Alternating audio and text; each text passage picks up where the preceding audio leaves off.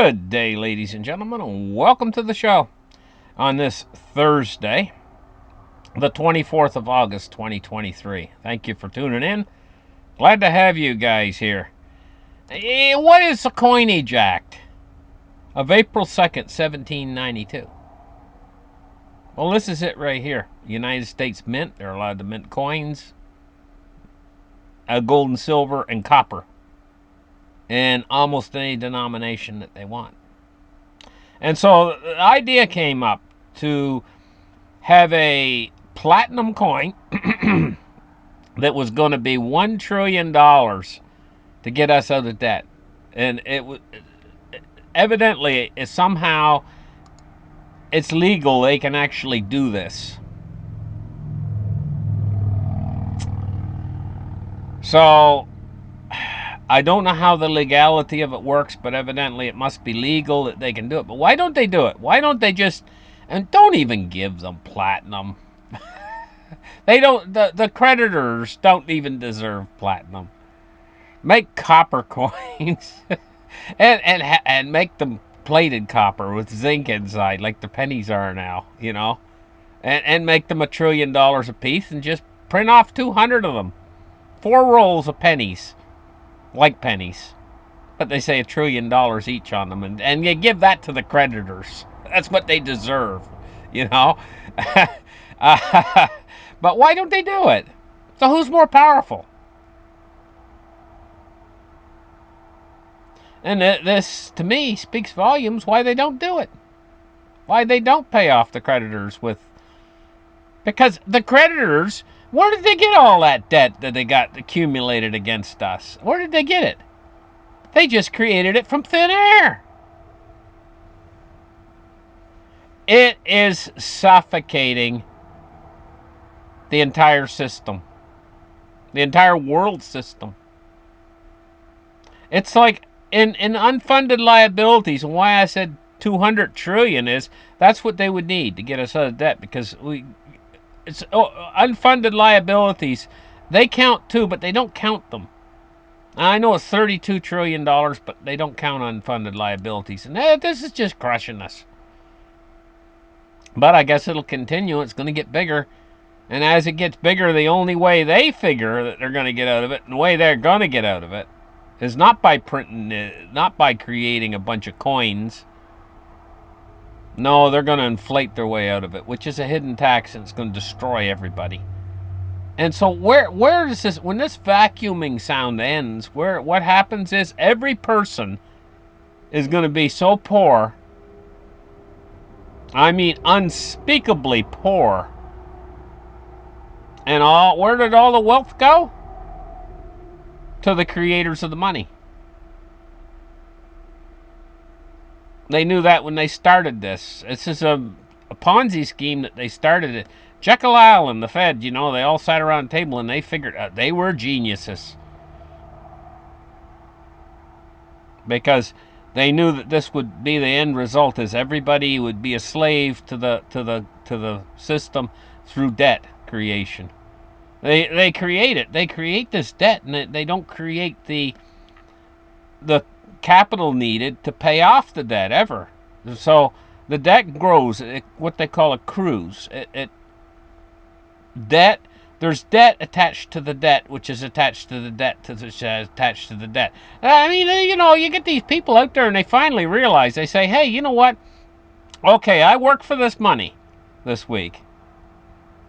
I had to pay income tax on it. And I go to the store, spend the money, I have to pay sales tax on it. And then the people that get the money, they go out and spend the money that you just paid the sales tax on, and they have to pay sales tax on that. And then the next person that gets it has, and money might exchange hands 3 or 4 times in a day. Each time they're paying a tax on it. At the end of the day, there ain't no money left. It's all went out in tax. And that's not counting the inflation, which is a hidden tax. I mean, if you get $1, it's most likely that 80 cents of that, or more, 90 cents of that dollar is nothing more than tax. And debt. Well, the whole thing is debt. Anyway, I mean, I could get on about this. And look, This is how our economy's disintegrating. See this right here? This is just a long list of companies that are laying people off. And they're cutting jobs. This is just one more added to a huge list. And if you think this isn't going to start to hit home, because these are, do you know what they're going to be cutting? What they're cutting is real jobs. What do I mean by real job? I mean a job that pays more than minimum wage and is 40 hours a week. A real job. And what are they creating?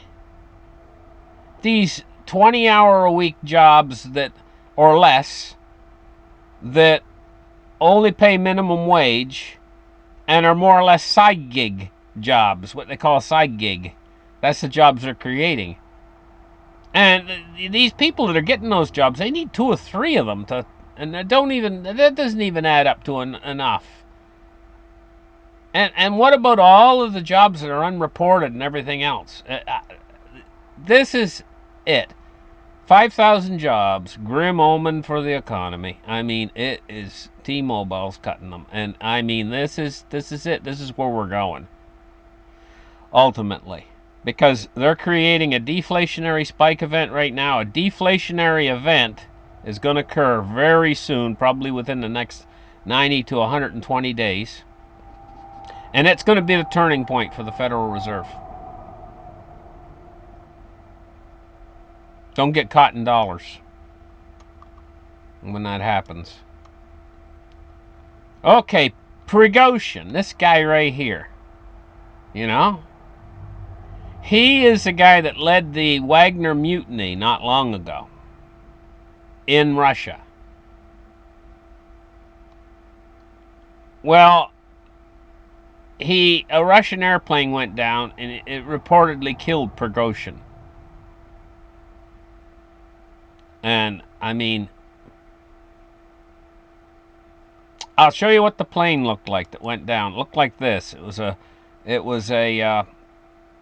is a number of pictures of the same airplane, but it's a small, like a business jet sort of a thing. You know what I mean? It had 10 people on board, I guess, from what I gather. I don't know if that included the pilot or not. And it was downed somehow. It come down and it crashed. Now, in other news, what we're looking at is a hurricane season this year.